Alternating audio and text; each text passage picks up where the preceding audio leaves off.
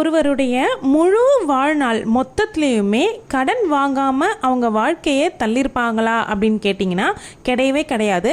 ஏதாவது ஒரு சந்தர்ப்பத்தில் கடன் அவங்கள சூழ்ந்திருக்கும். எந்தெந்த மாதிரியான சூழ்நிலைகள்லாம் கடன் வாங்க வேண்டி வரும் அப்படிங்கிறத பற்றி தான் இந்த வீடியோவில் நம்ம பார்க்க போகிறோம். இந்த மாதிரியான சூழ்நிலைகள் எல்லாமே நம்ம தவிர்த்தோம் அப்படின்னா நம்ம கடன் வாங்குறதுல இருந்து தப்பிக்கலாம். அதை பற்றி பார்க்கலாம். Welcome to my channel. நான் உங்க பிரியா. என் சேனலை சப்ஸ்கிரைப் பண்ணி தொடர்ந்து ஆதரவு கொடுத்துட்டு இருக்க உங்க எல்லாருக்குமே ரொம்ப நன்றி. இனிமே சப்ஸ்கிரைப் பண்ணி ஆதரவு கொடுக்க போறவங்களுக்கும் ரொம்ப ரொம்ப நன்றி. இந்த டாபிக்கை பத்தி பார்க்கலாம். பொதுவா நமக்கு பெரியவங்க எல்லாரும் ஒரு சில டைலாக் சொல்லி வைப்பாங்கல்ல, அந்த மாதிரி சொல்லி வச்சதுதான் இது. கடல்ல நம்ம தெரிஞ்சே மூழ்கிட்டு காப்பாத்துங்க அப்படின்னு கத்துனா 4 பேராச்சும் நம்மளை காப்பாத்துவாங்க. ஆனா தெரியாதனமா கூட இந்த கடன்ல மட்டும் மூழ்கிட்டோம் அப்படின்னா காப்பாத்துங்க அப்படின்னு சொன்னா கூட யாரும் உங்களை காப்பாத்துறதுக்கு வரக்கூட மாட்டாங்க. ஏன் என்ன ஏதுன்னு கூட கேட்க மாட்டாங்க. அப்படி ஒரு கஷ்டமான சூழ்நிலையில கூட நம்மளை நம்ம தான் காப்பாத்தி ஆகணும். ஒரு சிலர் புத்திசாலித்தனமா யோசிச்சு இதுல இருந்து மீண்டு வந்துருவாங்க. ஒரு சிலரால பாவம் மீளவே முடியாது. அதே சூழ்நிலையே நிலவும். அது மீறி ரொம்ப தவறான முடிவுக்கெல்லாம் கூட போயிருவாங்க. கடன்னாவே பிரச்சனை தாங்க. 1 ரூபாய்னாலும் 1 கோடினாலும் கடன் கடன் தான். தெளிவு கிடைக்கிற வரைக்கும் ஒரு குழப்பம் நம்மளை சுற்றி இருந்துக்கிட்டே இருக்கும் அப்படின்னு சொல்லுவாங்க பார்த்தீங்களா? அந்த மாதிரி தான் ஆசை அப்படிங்கிறது நம்ம கிட்ட இருக்கிற வரைக்கும் கடன் வாங்குற பழக்கமும் நம்மளை விட்டு தீரவே தீராது. வீடு, வாசல், காரு, பங்களா, நகை, நட்டு, ஃபர்னிச்சர், அது இது லொட்டு லொசுக்கு, இப்படி ஆசை இருக்க வரைக்கும் கடன் தீரவே தீராது. மனுஷங்க மனசு போதும் அப்படின்னு சொல்றதுன்னு பார்த்தா உணவு மட்டும்தாங்க. அந்த மாதிரி எல்லா விஷயத்துக்குமே போதும் அப்படின்னு நம்ம சொல்ல பழகிட்டோம் அப்படின்னா கடன் அப்படிங்கிற பிரச்சனையிலேருந்து நம்ம மீண்டு வந்துடலாம். இப்போ உதாரணமா ஏதாவது ஒரு பொருள் இருக்கோங்க, அது எதுவாக வேணா இருக்கலாம், ஃபர்னிச்சரோ இல்லை எலக்ட்ரிக்கலோ எதுவாக இருந்தாலும் கூட வாங்கணும் அப்படின்னு நம்ம ரொம்ப ஆசைப்படுவோம். சரி, ஓகே, நம்ம கிட்ட தான் ஹாட் கேஷ் இல்லையே, ஸோ நம்ம இஎம்ஐ ஆப்ஷனுக்கு போகலாம் அப்படின்னு நினைப்போம். எல்லாருக்குமே இஎம்ஐ ரொம்ப ஈஸியாகவே கிடைக்க ஆரம்பிச்சிருச்சு. அதுலேருந்து இஎம்ஐ ஆப்ஷன் அதிகமாயிருச்சுன்னு தான் சொல்லணும். நம்ம விருப்பப்படக்கூடிய பொருளினுடைய மதிப்பு ஒரு 10,000 ரூபாய் இருக்கு அப்படின்னு வச்சுக்கோங்க. நம்ம நினச்சி போவோம், சரி ஓகே, மாதம் ஒரு 1000 ரூபாய் ஒரு 10 மாதத்தில் நம்ம அடைச்சி முடிச்சிடலாம் அப்படின்னு நினச்சிக்கிட்டு தான் நம்ம இஎம்ஐ ஆப்ஷனை தேடி அந்த பொருளை வாங்கிறதுக்காக நம்ம கடைக்கு போவோம். ஆனால் அந்த கடையில் இருக்கிற ஊழியர்கள் எல்லாருமே என்ன பண்ணுவாங்க அப்படின்னா, உங்கள் ஆசையை நீங்கள் வாங்கணும் அப்படின்னு வந்த அந்த மோட்டிவை பயன்படுத்தி 10,000 ரூபாய் பொருளை உங்ககிட்ட காமிக்காம அதற்கு பதிலாக 50,000 ரூபாய் பொருளை உங்கள் கையில் காமிச்சு இதில் நீங்கள் எதிர்பார்க்கறத விட அதிகமான ஃபீச்சர்ஸ் எல்லாமே இருக்கு, இது வாங்கிக்கோங்க, உங்களுக்கு எதிர்காலத்தில் ரொம்ப வருஷத்துக்கு நல்லா இருக்கும் அப்படின்னு சொல்லிட்டு உங்களை நல்லா பேசி பிரெயின் வாஷ் பண்ணி உங்களை எப்படியோ அந்த 50,000 ரூபாய் பொருளை வாங்க வச்சிருவாங்க. இப்போ யோசிச்சு பாருங்க, நீங்கள் வாங்கணும்னு போன பொருளினுடைய மதிப்பு 10,000 ரூபாய் தான். ஆனால் நீங்கள் வாங்கிட்டு வரக்கூடிய மதிப்பு 50,000 ரூபாய், 5 மடங்கு அப்படியே அதிகமாயிருச்சு. பார்த்தீங்களா? இந்த மாதிரி தான் ஒவ்வொருத்தருடைய வாழ்க்கையிலையுமே கடன் அதிகமாயிருச்சு. இதுக்கு என்ன காரணம் அப்படின்னா, நம்ம நினச்சி போன பொருளே நம்ம ஆசைப்பட்டு வாங்கிட்டு வந்திருந்தோம் அப்படின்னா 10,000 முடிஞ்சிருக்கோம். ஆனால் நம்மளுடைய ஆசையை தூண்டி அதிகரித்து நம்மளை அதிகமாக கடன் வாங்க வச்சிருவாங்க. இதே 10,000 ரூபாய் பொருளை நீங்கள் பணமாக சேமித்து வச்சு அதை கொண்டு போய் நீங்கள் வாங்குறீங்க அப்படின்னும் பொழுது நீங்கள் என்ன ஆசைப்பட்டீங்களோ அந்த 10,000 ரூபாய் பொருளை மட்டும்தான் நீங்கள் வாங்கிட்டு வந்திருப்பீங்க. ஏன்னா உங்ககிட்ட அதன் மீறி எக்ஸ்ட்ராவாக பணம் இருக்காது. அதனால எங்களுக்கு இதுவே போதும் அப்படின்னு நீங்கள் அதே மனசில் வச்சுட்டு வாங்கிட்டு வந்துடுவீங்க. ஸோ இந்த இஎம்ஐ ஆப்ஷனில் போகும்பொழுது எக்ஸ்ட்ரா கொஞ்சம் தானே, இன்னும் கொஞ்சம் தானே அப்படின்னு சொல்லிட்டு நீங்கள் அதிகமாக ஸ்பெண்ட் பண்ணுறதுக்கு நிறைய வாய்ப்புகள் இருக்குது. இஎம்ஐங்கிறதே நமக்கு எல்லாருக்குமே ஒரு ஸ்லோ பாய்சன் மாதிரி தாங்க. முடிஞ்ச வரைக்கும் இஎம்ஐ ஆப்ஷன்ல போகாம இருக்கிறது தான் ரொம்ப ரொம்ப நல்லது. நம்மளுடைய வருமானத்துக்கு ஏற்ற செலவு தாங்க நமக்கு எல்லாருக்குமே கரெக்டானதா இருக்கும்.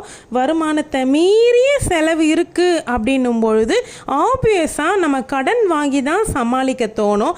நிர்வாகம் பண்ற பர்சன் கையில தான் இருக்குங்க ஃபேமிலியினுடைய ஃபியூச்சரே. நீங்க சொல்லலாம், ஆசையே படாம நம்மளுடைய இலக்கை எப்படி நம்ம அடைய அடைய முடியும்.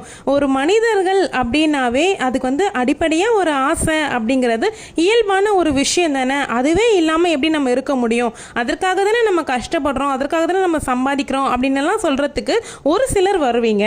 சிலர் சொல்ல நம்ம கேள்விப்பட்டிருப்போம், நம்ம நிறைய பெருசாக ஆசைப்படும் பொழுது தான் நம்ம வந்து கொஞ்சமாவது நம்மளுடைய கோலை வந்து அச்சீவ் பண்ண முடியும்.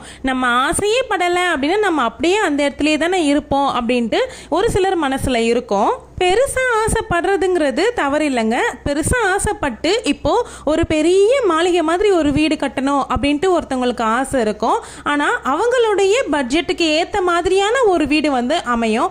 அந்த சமயத்தில் நான் மாளிகை வீடு தான் போவேன், இந்த வீடு நான் ஏற்றுக்க மாட்டேன் அப்படின்னு நம்ம இருப்பாங்க பார்த்தீங்களா? அதுதான் வந்து கூடாது அப்படின்னு சொல்கிறது.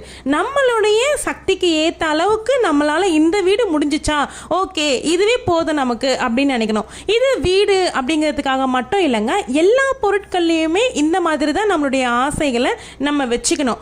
ஆசை வந்து எல்லாருக்குமே இருக்கலாங்க, ஆனால் பேராசை தான் இருக்கக்கூடாது. பேராசைப்பட்டோம் அப்படின்னா இருக்கிற வாழ்க்கையுமே நமக்கு இருக்காதுங்க. இருக்கிறத விட்டுட்டு பறக்கிறதுக்கு ஆசைப்படாத அப்படின்னு சொல்லுவாங்க பார்த்தீங்களா? அது ரொம்ப ரொம்ப உண்மையான விஷயம். பேராசைங்கிறது நம்ம வாழ்க்கையில் பெரிய பாதிப்பு கொடுத்துரும். பேராசை நம்ம கண்ணையே சுத்தமாக மறைச்சிருவோங்க. அவங்க கிட்ட இருக்கு, இவங்க கிட்ட இருக்கு, நம்ம கிட்ட இல்லையே அப்படின்னு நினச்சிக்கிட்டு நம்ம பேராசைப்பட்டு அதை மேலே கடனை வாங்கி அந்த பொருட்களை வாங்கி குவிச்சு கடைசியில் அந்த கடன் வந்து கழுத்தை நெரிக்கிற நேரம் தவறான முடிவை எடுத்து குடும்பத்தையே நிர்கதியாக விட்ட எத்தனையோ குடும்பங்கள் இருக்க தான் செய்யுது. அப்படியும் மீறி நீங்கள் கடன் பட்டிருந்தா கூட பொறுமையாக நிதானமாக திட்டம் போட்டு கடனை சமாளிக்கிறதுக்கு தெரியணுங்க. இந்த வீடியோவை இந்த செகண்ட் பார்த்துட்டு இருக்க உங்களுக்கு எவ்வளோ கடன் இருக்கு, இல்லை நீங்கள் வந்து கடன்ல இருந்து மீண்டு வந்திருக்கீங்களா, உங்களுடைய வெற்றி கதைகள் என்ன அப்படிங்கிறத பற்றி கமெண்ட்ல கண்டிப்பாக ஷேர் பண்ணிக்கோங்க.